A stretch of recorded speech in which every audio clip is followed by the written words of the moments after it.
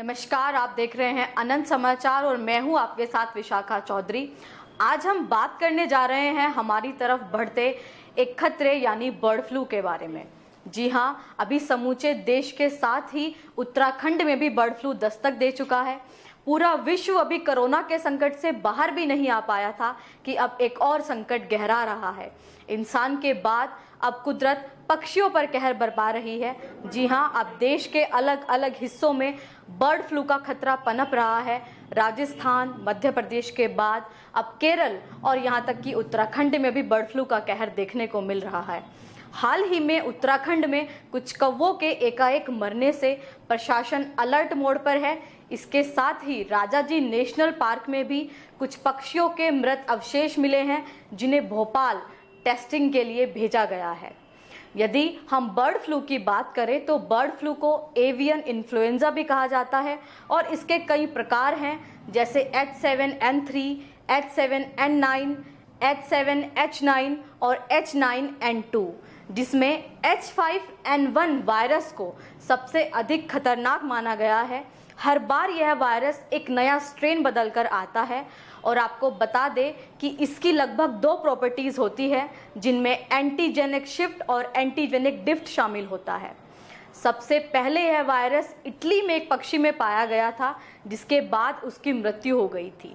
अगर हम इसके लक्षणों की बात करें तो आमतौर पर सांस लेने में कठिनाई और आम जुकाम भी इसका एक लक्षण हो सकता है, जो कि कोरोना वायरस के लक्षणों की तरह ही है।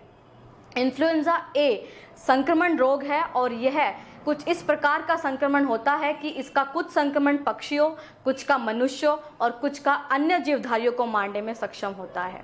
अगर हम इसके शुरुआती दौर की बात करें तो लगभग 1918 से 1919 में फैला इन्फ्लुएंजा, जिसे स्पेनिश फ्लू कहा गया था, या समझिए यहीं से बर्ड फ्लू की शुरुआत हुई थी, लगभग 5 से 10 करोड़ लोगों की मृत्यु के लिए उत्तरदायी था।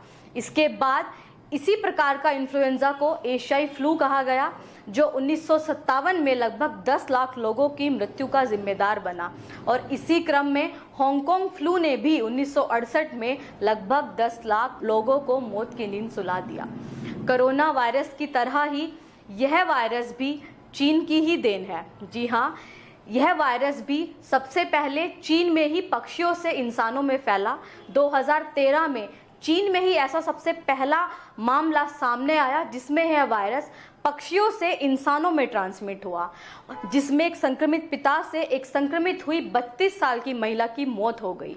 इससे पहले इस वायरस का खतरा केवल पक्षियों के संपर्क में आने पर ही था, परंतु इसके बाद इंसानों में भी इसके ट्रांसमिशन का खतरा उत्पन्न हो गया। इस वायरस की सबसे खतरनाक बात यह है कि इसकी चपेट में आना ही जानलेवा होता है। इसकी मृत्यु दर 60% से भी अधिक है, जो कि कोरोना वायरस की मृत्यु दर से कहीं गुना अधिक है। हालांकि अभी भारत में इंसानों में इस वायरस की पुष्टि नहीं हुई है और इसी के साथ ही उत्तराखंड विभाग भी अलर्ट मोड पर है। उत्तराखंड स्वास्थ्य विभाग ने सभी पोल्ट्री फार्म चालनकर्ताओं की बैठक ली और बर्ड फ्लू के खतरे से उन्हें अवगत कराया। साथ ही साथ उत्तराखंड पशुपालन मंत्री रेखा आर्या ने भी सभी अधिकारियों के साथ समीक्षा बैठक कर अधिकारियों को निर्देश जारी किए और उन्हें सतर्कता बरतने के आदेश भी दिए।